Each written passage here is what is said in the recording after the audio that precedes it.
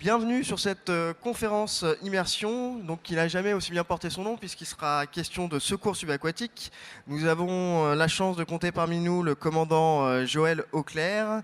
Donc vous êtes notamment responsable de la commission nationale nautique de la Fédération nationale des sapeurs-pompiers de France, référent technique national hyperbar adjoint à la DGSCGC et expert international hyperbar Civipol. Commandant Auclair, vous allez nous parler donc du secours subaquatique, ses différentes spécialités, les formations, les moyens, les matériels, les évolutions, les spécificités. Éventuellement, on pourra également aborder un volet opérationnel à partir de différentes interventions. Eh bien, écoutez, je vous laisse la parole. Merci. C'est bon. Merci beaucoup de m'accueillir. En effet, je suis le référent technique national avec le commandant Grenot. Nous sommes tous les deux. Nous menons la plongée, et notamment les interventions hyperbares sur le département français et étranger au niveau des sapeurs-pompiers. Mais je vous laisse regarder le petit film qui relate très très bien nos activités.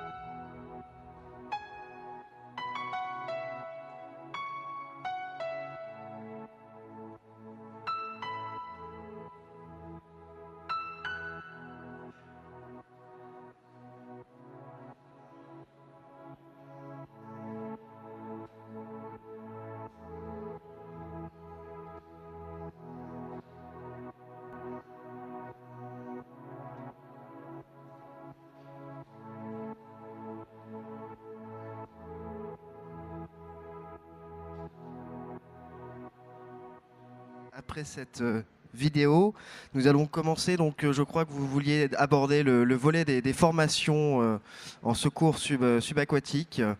Je vous laisse. Alors je pense qu'il faut déjà remettre dans l'ordre. Avant tout, avant d'intervenir dans le milieu subaquatique ou hyperbare, nous sommes déjà sapeurs-pompiers. Hein.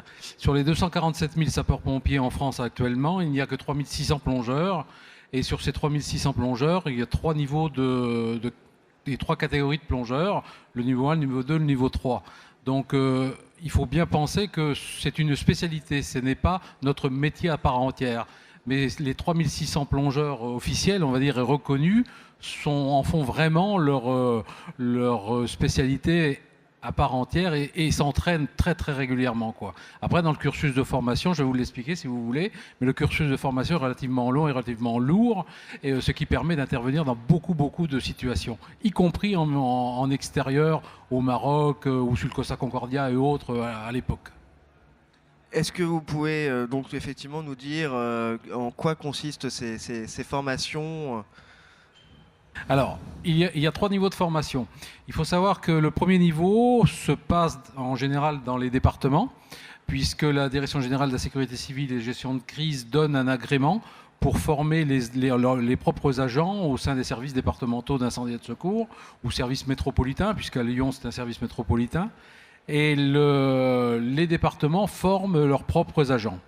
Après, le niveau 2 et le niveau 3, donc de cadre supérieur dans les milieux de la plongée hyperbare, les deux autres niveaux sont réalisés au Centre national de formation à Marseille, hein, dont les images que vous avez vues, et sont exclusivement réservés et organisés sur Marseille avec des périodes plus ou moins longues. Le niveau 1, 3 semaines de stage intensif où nous réalisons avant une préformation départementale en principe sur une semaine, et 3 semaines de stage où là nous formons des plongeurs opérationnels, ce qui correspond, si on fait une analogie avec le niveau civil, à un niveau 4 dans le civil, plus tout ce qui est matériel de secours réellement dans le milieu aquatique, quoi, et subaquatique surtout. Voilà. Après, le niveau 2 et le niveau 3, ce sont les cadres et cadres supérieurs, c'est-à-dire les chefs d'unité et conseillers techniques de plongée. 2 fois 15 jours, espacés de 15 jours, 3 semaines, où là, nous allons former ce qu'on appelle des directeurs de plongée. C'est-à-dire ce sont des gens qui prennent la direction et des formations et des interventions de plongée sur un bateau, que ce soit une petite unité ou une grosse unité, et puis les cadres supérieurs qui, eux, non seulement sont directeurs de plongée, mais en plus conseillent leurs directeurs départementaux, qui sont vraiment les bras droits du directeur départemental dans chaque département de France et Outre-mer, et qui les conseillent aussi bien en matière d'investissement, de formation, d'opération et autres. Si on regarde notamment le niveau 1, qu'est-ce qu'ils vont pouvoir faire? Dans quel contexte ils vont intervenir? Quels vont être le cadre de leurs interventions? Alors, le niveau 1, ils vont pouvoir intervenir dans leur département et dans les départements aux alentours, hein, il n'y a aucun problème. Mais par contre, ils vont être limités à une profondeur de 30 mètres dans un premier temps. Après, au bout d'un an et au bout de X plongées et d'incursions dans la zone des 30 mètres en milieu subaquatique, on va pouvoir les former à une zone d'intervention de 50 mètres. Par contre, ils seront formés dans tous les cas de figure, aussi bien en sauvetage aquatique que subaquatique, et dans tous les cas, que ce soit en lac, en étang, en eau intérieure, en mer, en Manche, en Méditerranée, partout, en barrage, n'importe quelle situation de détresse. Le sapeur-pompier par lui-même ne fait pas de la plongée loisir, c'est ce qu'il faut comprendre. Nous sommes comptés et reconnus comme des plongeurs travailleurs de métier, mais ce n'est pas de la plongée loisir, c'est pas pour aller voir les petits poissons, hein. C'est vraiment pour porter assistance et porter secours, malheureusement à nos collègues des fois de clubs en plongée, mais c'est pour une voiture qui tombe à l'eau, quelqu'un qui est en détresse ou autre. Donc vous allez pouvoir travailler avec des partenaires, j'imagine. Quels seront ces partenaires et comment finalement vous arrivez à vous coordonner? Est-ce qu'il y a des exercices qui sont organisés? Comment ça se passe tout ça? Oui, alors les Les partenaires les plus fidèles, on va dire, ce sont la gendarmerie nationale, la police nationale, le parquet, bien évidemment, puisque leur zone d'intervention est limitée à 30 mètres, 35 mètres exactement. Donc tout ce qui va dépasser entre 30 et 60 mètres, la zone de la plongée, ce que j'appelle la plongée à l'air, puisque nous formons aussi des plongeurs pour plonger plus profond, au mélange, en milieu, ce que j'appellerais le milieu spéléo, hein, ce qu'on appelle nous la surface non libre. Eh bien, avec ces partenaires-là, on va travailler quasi toute l'année, hein, et ça se passe relativement bien, puisque par réquisition et par manque de moyens de leur part, ils viennent, ils nous réquisitionnent, et à ce moment-là, on se met à disposition et on travaille pour eux. Et là, c'est toute l'année, hein, que ce soit samedi, dimanche, jour de fête, la nuit, n'importe quel moment. Quand il faut rechercher une arme, un corps, il faut y aller. Donc, nous sommes là. Et donc vous entraînez régulièrement avec ces partenaires. Est-ce qu'il y a eu des exercices par exemple de grande ampleur justement sur des cas bien particuliers? Alors sur des cas bien particuliers, pas spécialement, mais c'est vrai que nous intervenons assez régulièrement avec les plongeurs de la gendarmerie, avec les douanes. Les douanes viennent se former au Centre national de plongée. Nos collègues de la brigade des sapeurs-pompiers de Paris viennent se former à la plongée mélange chez nous également. Ils viennent se former à la plongée technique, hein, c'est-à-dire tout ce qui est plongée sans bouteille dans le dos, mais avec ce qu'on appelle un narguilé, c'est-à-dire qui part de la surface et autres. Et ils viennent se former chez nous. Et nous essayons d'organiser des exercices zonaux, c'est-à-dire on regroupe une dizaine de départements et on fait des exercices ensemble assez régulièrement, quoi. Est-ce que vous pouvez nous parler également, dans le secours subaquatique, des spécialités? Est-ce qu'il y a des spécialités, effectivement, pour faire des interventions qui seraient spécifiques? Est-ce que vous pouvez nous détailler un petit peu ces différentes spécialités? Alors je pense qu'il faut remettre dans l'ordre. Sur l'eau, sous l'eau et après l'eau. Alors, sur l'eau, ce sont tous les sauveteurs côtiers que nous avons, aussi bien de la Manche, en passant par l'Atlantique et en Méditerranée et les départements d'outre-mer, qu'il ne faut surtout pas oublier. Eh bien, il y a des sauveteurs qui sont spécialisés, ce qu'on appelle le sauvetage aquatique et réellement spécialisés pour porter assistance à des nageurs en difficulté, à des véliplanchistes en difficulté. Et là, ce sont des gens qui sont vraiment spécialisés, qui interviennent avec des bateaux qui vont très vite, qui sont très rapides, qui ont l'habitude de passer dans les vagues, dans les creux, notamment que ce soit en Méditerranée ou autre. Et ces gens-là s'entraînent très régulièrement. Pour certains centres et certains départements, c'est tous les jours.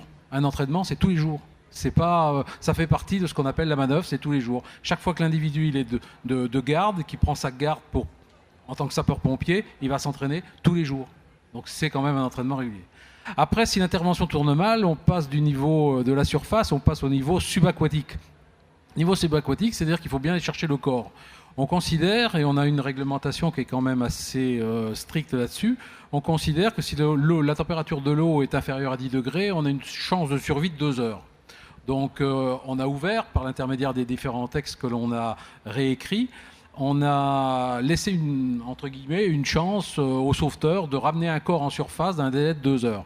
Donc là, il faut bien aller le chercher, il faut bien mettre tous les secours et les moyens adéquats sous l'eau pour aller chercher la personne qui n'est pas encore déclarée décédée, hein, puisque nous n'avons pas le droit de déclarer une personne décédée. Et puis après, si on arrive à la remonter ou si à la fin d'un accident de plongée, il faut la traiter. Et c'est pour ça que nous intervenons dans le DU hyperbar, donc dans le diplôme universitaire hyperbar, par l'intermédiaire du médecin commandant Mathieu Coulange, qui est un des pontes de la médecine hyperbare sur Marseille, hein, puisque c'est l'adjoint du docteur Barthélémy, qui est le patron du caisson de Marseille. Et il faut traiter la personne. Et si on a traité la personne, tous les secouristes, au moment où nous sortons le corps jusqu'au moment où nous allons le traiter dans le caisson hyperbare, et bien là, les pompiers sont formés à ces différents niveaux. Justement, en termes de moyens, donc on a vu dans la vidéo les différents moyens, notamment ce fameux caisson hyperbare. Est-ce qu'il y a des nouveaux moyens aujourd'hui? Est-ce que vous pouvez nous faire un peu le panorama de ces moyens et des évolutions de ces moyens? Oui, alors, il y a quelques années, des caissons hyperbares, comme vous l'avez vu dans le film, il y en avait dans bon nombre de départements. par souci, je dirais, alors par deux soucis. Le souci de restriction financière, bien sûr, financière, c'est dans tous les départements pareil. Hein. Ces caissons, actuellement, il n'y en a plus qu'un qui est en service et efficace, c'est celui du Centre national de plongée, mais il est pallié par ce qu'on appelle des vecteurs aériens, c'est-à-dire que de plus en plus d'hélicoptères sont mis à notre disposition, y compris des hélicoptères de la sécurité civile, ce qui fait qu'on n'a plus besoin de recomprimer la personne sur place. On la transporte par hélicoptère avec une certaine hauteur, parce qu'il ne faut pas trop la monter en altitude, et après on la met directement dans un caisson. Les caissons dans les centres hospitaliers se sont développés considérablement, hein, que ce soit toutes les zones de côtières ont des caissons, hein. Je vois nous sur la Méditerranée, c'est Nice, c'est Toulon, c'est Marseille, c'est Perpignan, donc il y en a partout. Et sur la bande atlantique, c'est pareil, y compris des caissons internes, aussi bien Paris, Angers, qui ont des très très gros caissons, Bordeaux et autres, ce qui fait que la diminution des caissons hyperbares mobiles est complètement palliée par ces vecteurs aériens qui sont capables de transporter une victime très rapidement. En termes de secours hyperbare, est-ce qu'il y a des limites aujourd'hui et est-ce qu'il y a des difficultés qui peuvent se poser et est-ce que, effectivement, si on devait se projeter, quelles seraient vos recommandations par rapport à ces limites ? Alors les limites, déjà, c'est les contraintes physiologiques de la plongée à l'air, à 60 mètres, ça c'est clair et net. C'est pour ça que nous formons maintenant, depuis une bonne dizaine d'années, des cadres, notamment des cadres et des cadres supérieurs, à la plongée au mélange, que ce soit la plongée nitrox pour rester plus longtemps et moins profond, ou ce qu'on appelle la plongée trimix, c'est un petit peu technique, je suis désolé, mais la plongée trimix pour aller plus profond. Voilà. Donc pour dépasser cette valeur de 60 mètres, que nous impose la composante de l'air tout simplement. Alors, cette plongée trimix n'est pas énormément développée puisque déjà il faut avoir les fonds et puis après je pense qu'il faut peser ce qu'on appelle la balance enjeu-risque. Est-ce que aller chercher un corps, parce que là on peut parler de corps, à 80 ou à 100 mètres, est-ce que ça mérite d'engager la vie de 2 sauveteurs ? Ou est-ce que ça peut attendre une journée ou deux d'aller le chercher avec un moyen, avec ce qu'on appelle un ROV, un petit robot ou autre. Et là, la balance enjeu-risque, c'est ce qu'on enseigne au niveau des cadres supérieurs, de engager la vie des sauveteurs, certes, mais en faisant une balance, en essayant de juger, est-ce qu'on va pas faire 2 victimes supplémentaires. Et là, actuellement, depuis bon nombre d'années, on insiste considérablement, malheureusement, pour avoir le moins de décédés possible chez nous également. Hein. En termes de moyens techniques, est-ce qu'il y a des matériels qui pourraient effectivement, pas simplifier les interventions, mais en tout cas qui pourraient être attendus à l'avenir, ou est-ce que ça va au-delà de la technique Est-ce qu'il y a des choses qui sont attendues, sur lesquelles peut-être vous avez connaissance, si on se projette d'ici 5 ou 10 ans ? Alors, au même titre que les feux de forêt, actuellement, nous sommes en pleine expérimentation d'un drone, mais d'un drone sous-marin. Donc, dans la zone des 60 jusqu'à 80 mètres. Et c'est une société de Lyon qui a une représentativité sur Marseille et sur Antibes notamment, qui nous a abordés pour faire des reconnaissances sous-marines au moyen d'un drone. Et j'ai été absolument stupéfait de ce drone, ce qui ne va pas supprimer bien évidemment l'intervention humaine, mais ce qui va nous permettre de balayer des zones de recherche considérables sans pour ça engager des moyens humains. Alors ça, c'est une évolution technique fondamentale. Je pense que d'ici une décennie, on aura ces fameux drones et que les départements qui pourront s'offrir ce drone seront beaucoup plus performants, on va dire. Et puis après, au niveau technique et matériel, il faut savoir qu'au niveau de la Direction générale de la sécurité civile et de la gestion de crise, nous sommes actuellement en train de déterminer une doctrine nationale. Cette doctrine nationale, elle va s'appuyer sur 2 gros éléments. Le premier élément, c'est la doctrine opérationnelle. Qui fait quoi ? Est-ce que c'est encore du ressort des pompiers d'aller chercher un corps à X mètres, sachant que la personne, voilà une quinzaine de jours qu'elle a disparu ? Je me pose des questions, honnêtement. Je pense qu'il faut remettre sur table la réalité. Est-ce qu'on a dépassé le cadre du Pont-Secours, comme je vous ai expliqué tout à l'heure? Oui, oui. Voilà, ça c'est la première chose. Donc qui fait quoi et est-ce que c'est de notre ressort? Et puis la deuxième chose, c'est la doctrine également, mais la doctrine en tant que matériel. Est-ce que l'on ne doit pas uniformiser, je dirais, les matériels dans toutes les spécialités? C'est pas spécialement dans le milieu subaquatique et hyperbare. Est-ce qu'on ne doit pas mettre les tenues toutes de la même couleur? Est-ce qu'on ne doit pas utiliser tout le même matériel?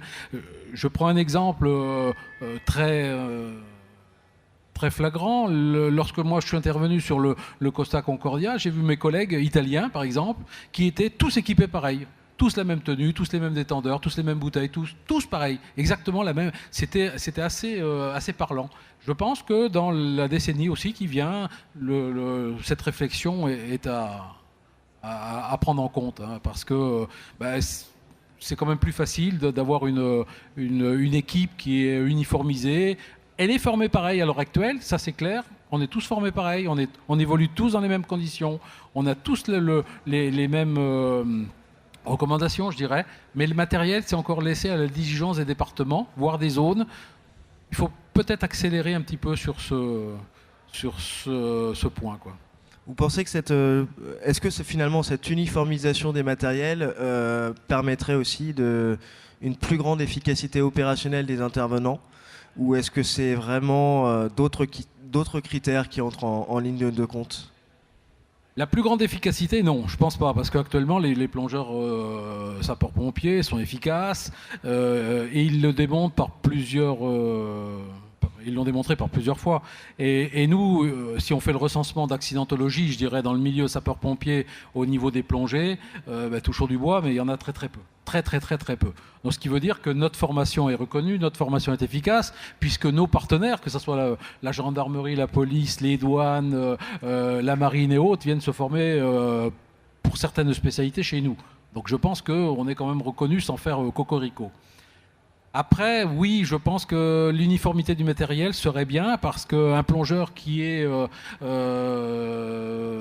héliporté ou qui est diligenté d'un autre département, s'il a le même matériel que son collègue, il peut y avoir une translation de matériel et je pense que ce serait une bonne chose, quoi. Au même titre que les matériels de lutte contre l'incendie, de lutte contre les feux de forêt, à ce même titre, quoi, voilà. Oui, c'est-à-dire qu'effectivement, plusieurs intervenants venant de différents départements qui interviendraient en soutien et effectivement qui pourraient plus facilement échanger les équipements au besoin.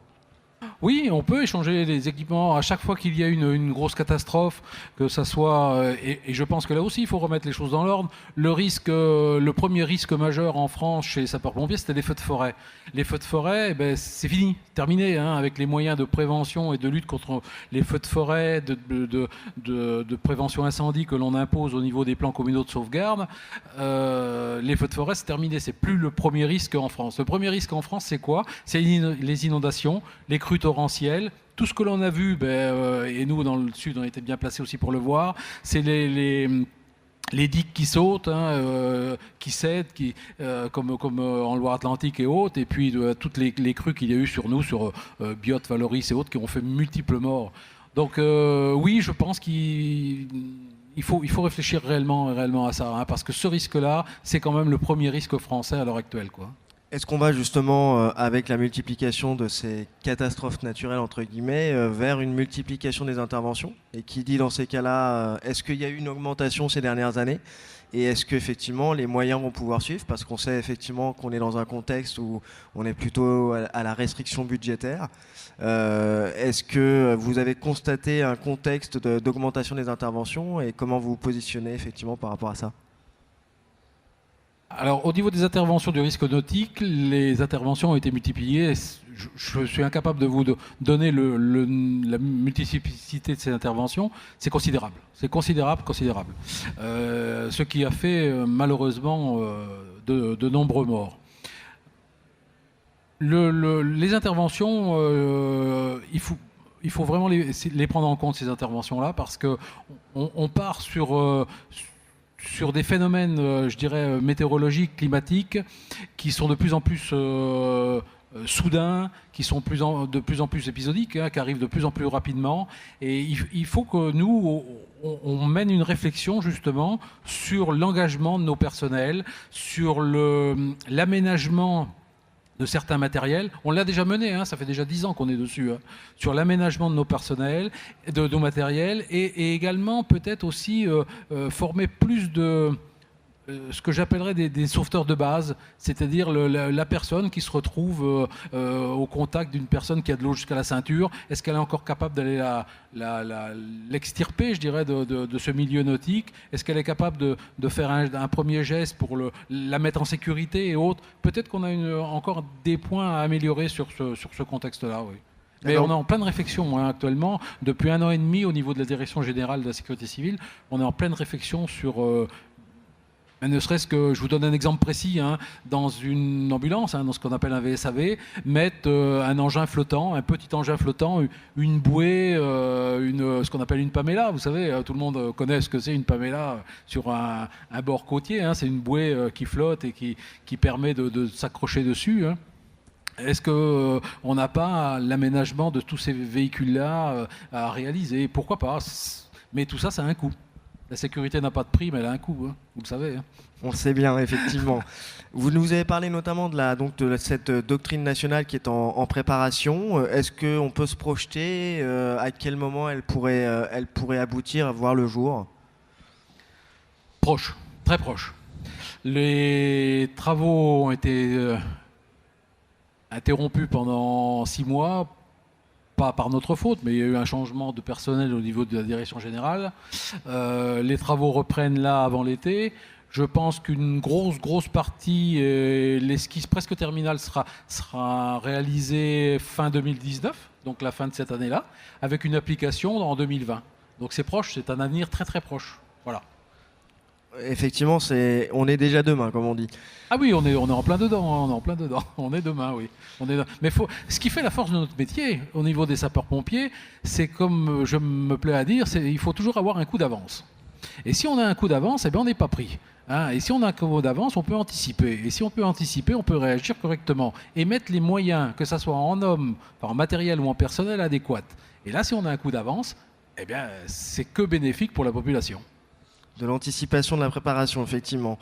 Vous nous avez parlé notamment de l'intervention qui a été faite sur le Concordia. Vous l'avez évoqué très brièvement. Est-ce que vous pouvez nous dire dans quel contexte, pourquoi vous avez été effectivement engagé sur cette intervention? Alors, le Costa Concordia, je le rappelle, 13 janvier, un vendredi 13 janvier 2012, le capitaine du Costa Concordia fait une révérence au niveau de l'île de Giglio. La révérence, c'est-à-dire faire un petit coucou, ni plus ni moins, à l'île de Giglio, parce que son maître cuisinier était sur l'île de Giglio. Malheureusement, ce bateau, mauvaise manip, ce bateau vient et sombre, pas en totalité, mais vient s'échouer sur l'île de Giglio. La sécurité civile française s'est portée de suite,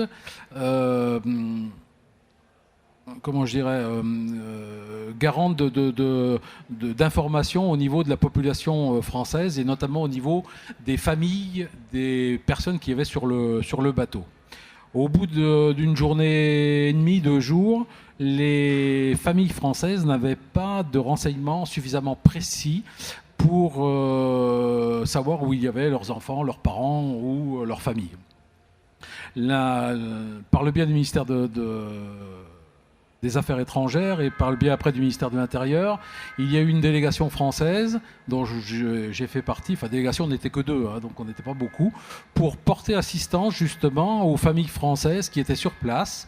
Et c'était renseigner, les 2 familles françaises se mettent en collaboration avec nos collègues italiens et renseigner, parce qu'on recherchait, il n'y avait plus que 2 Français, c'était leur voyage de fiançailles, donc ils n'ont pas eu de chance, les pauvres, et porter assistance et surtout renseigner les familles françaises. Au bout de 2 jours, la mission qui devait se terminer 2-3 jours, elle a duré 12 jours. Donc ça a été quand même assez considérable, moi quand je suis parti sur le Costa Concordia, il y avait encore 32 personnes à l'intérieur qu'on n'avait pas retrouvées, qui ont été retrouvées presque 2 mois et demi après, bien sûr décédées. Hein. Mais la mission française, c'était de porter assistance à ces familles françaises qui n'avaient pas suffisamment d'éléments et leur donner... prendre contact matin, midi et soir avec elles et leur donner un maximum d'éléments de manière à essayer de les préparer aussi psychologiquement au deuil. C'est important ça. Et ça, pour ça, nous les officiers, nous sommes formés, essayer de leur inculquer et leur dire que peut-être ils ne reverront pas leurs proches. Et ça, c'était important. Et ça fait partie d'une mission internationale. On en a mené d'autres. Hein. On est allé au Maroc chercher le numéro 3 des Émirats Arabes Unis, hein, qui s'était craché en ULM. Et là, on est parti en réaction immédiate, hein, à la demande du roi du Maroc, parce que la collaboration franco-marocaine est très étroite, hein, vraiment. Donc on est parti en réaction immédiate, en pleine nuit, et on recherchait un corps sur un lac qui faisait 14 km de long et 2 km de large. Et globalement, en exagérant, mais quand on est arrivé, on nous a dit il est là. Voilà, débrouillez-vous, cherchez. Donc on a été 13 nations, dont les Américains, et Cocorico, c'est nous les petits Français qui l'avons trouvé, qui l'avons remonté. Voilà. Donc ça fait partie aussi de nos missions internationales qui ne sont pas les plus faciles non plus, hein, parce que travailler avec des collègues aussi bien européens que américains et autres, ça fait partie de nos relations. Justement, est-ce que le fait de travailler avec des acteurs avec qui vous n'avez pas forcément l'habitude de travailler, je pense, vous évoquez des collègues américains, effectivement, vous avez en commun d'avoir le même savoir-faire, mais pas forcément l'habitude de travailler ensemble. Comment ça se passe sur le terrain ? Alors, chacun défend sa petite maison. Chacun veut être meilleur que l'autre dans bon nombre de domaines. Dans le domaine de la plongée, non. Non. Parce que, comme on dit toujours dans le domaine de la plongée, on ne paye qu'en sortant. C'est-à-dire qu'on ne paye que quand on remonte. Et si on a un accident à faire, on ne paye qu'à la sortie. Ce qui fait que tous ces phénomènes de décompression qu'on utilise, hein, dans la plongée, il n'y a pas de concurrence. Il peut y avoir une concurrence verbale, des petites joutes verbales à la sortie ou avant, mais dans l'eau, non. Dans l'eau, personne, tout le monde peut porter assistance à tout le monde et il n'y a jamais de concurrence dans l'eau. Aucune concurrence. Est-ce qu'on a des choses à apprendre de nos amis européens, américains et autres ? Est-ce qu'on a des choses à leur apprendre ? Est-ce qu'il y a effectivement des échanges qui se font justement sur les matériels, sur les techniques qui sont utilisées ? Oui, les Américains sont arrivés, pour vous donner un exemple, les Américains sont arrivés, on était proche d'une base aérienne, nous on est arrivés avec un avion de la sécurité civile, avec notre propre matériel qui suffisait largement. Les Américains sont arrivés avec un avion complet de matériel, enfin les Américains et les autres, hein, pensant utiliser plein de matériel. Et puis au bout de la première plongée, ils ont utilisé 1% de leur matériel. Parce qu'on n'avait aucune visibilité, on était dans la boue, carrément dans la boue, et ils se sont rendus compte que toutes les techniques qu'ils avaient à leur disposition, ils sont revenus aux techniques que nous, Français, parce que c'est nous qui l'avons trouvé, je le répète, c'est nous, Français, ils sont venus nous voir, ils nous ont dit comment vous faites ?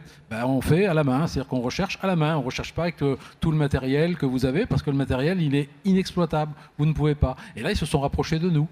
Bon nombre, parce qu'ils étaient embarqués, ils étaient sur un porte-avions, et il n'y a pas eu de concurrence proprement dite. J'avoue que s'ils avaient trouvé avant nous, ils auraient été fiers, mais le petit bleu blanc rouge a fait que c'est nous qui l'avons trouvé, c'est nous qui l'avons remonté. D'accord, donc effectivement c'était une intervention pour le coup qui était là en situation dégradée. Ce que vous nous dites, c'est qu'il faut savoir s'adapter aussi en fonction des conditions de l'intervention.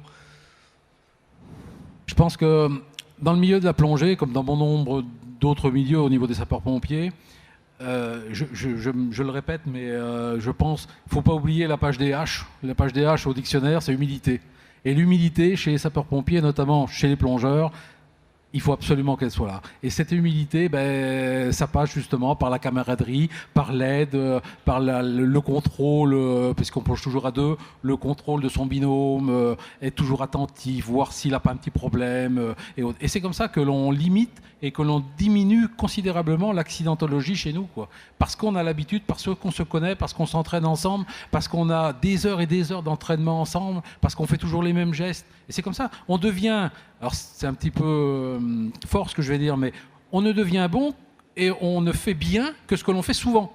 Et en le faisant souvent, eh bien on le fait tellement de manière répétitive et de manière formelle que on est sûr de notre coup. Et ça, dans le milieu de la plongée, on ne peut pas faire autrement. Au Maroc, quand vous êtes intervenu, comment ça s'est passé? C'est-à-dire que, par exemple, les Américains disaient nous on fera telle zone et vous ferez telle zone. Comment ça se passe? Comment on se répartit les tâches? Alors, on avait quand même un point plus ou moins sensible à faire. Nos collègues anglais qui étaient venus plonger n'ont pas plongé parce que c'était pas pour eux, hein, c'était pas du tout pour leur truc. Et ils avaient emmené un sonar tridimensionnel, une petite boîte grosse comme un ordinateur qui vaut 500 000 euros. Voilà. Et ils nous ont considérablement aidés parce qu'ils nous ont matérialisé des points. Et ces points-là, il fallait faire ce qu'on appelait une levée de doute, c'est-à-dire aller voir au fond si c'était pas le corps, si c'était une branche, si c'était ceci ou cela. Et on a travaillé énormément avec nos collègues anglais qui ont été absolument formidables. Hein. Et nos collègues nous ont mis à disposition leur matériel et nous ont dit ben voilà, là il faut aller là. Et avec des points GPS, on faisait des levées de doute. Alors après, la segmentarisation, les morceaux de recherche que l'on faisait, eh bien, on les tirait au sort le matin. C'est-à-dire qu'au briefing le matin, eh bien, c'était la zone numéro 1 qui était bien délimitée et quadrillée. Eh bien, c'était les Anglais, enfin pas les Anglais, mais les Français, les Américains, les Espagnols, les Marocains et les Italiens. Voilà, et chaque zone était... Sauf que le dernier jour, pour la petite anecdote, le dernier jour, ben, vous savez, nous les Français, on est toujours prêts, on est toujours vaillants, hein, un peu, c'est notre mentalité. Hein. Et le dernier jour, eh bien, on avait nos zones qui étaient délimitées et on devait faire une zone, je ne me rappelle plus la zone, et personne n'était prêt. Et comme on avait les hautes instances marocaines avec nous et qui nous pressaient vraiment, vraiment derrière, ben, ils ont dit, les Français, si vous êtes prêts, vous y allez. Et puis le coup de chance, bah, première plongée, juste à côté, deuxième plongée en plein dessus. Quoi. Voilà. Et ça a été le coup de chance qui nous a fait que on a pu remonter le corps, qui était quand même le numéro 3, le ministre des Finances, si vous aimez mieux, des Émirats Arabes Unis. C'était quand même celui qui a construit les épis à Abu Dhabi. C'était une personnalité, c'était pas rien. D'accord. Très bien. Bah, écoutez, peut-être il y a des questions dans la salle. Non. Eh ben, écoutez, c'est qu'on a été très clair et très complet. Eh ben, je vous remercie beaucoup, commandant Auclair. Et puis, je vous donne rendez-vous d'ici 10 minutes pour une conférence qui sera consacrée à la médicalisation de l'événementiel. Merci.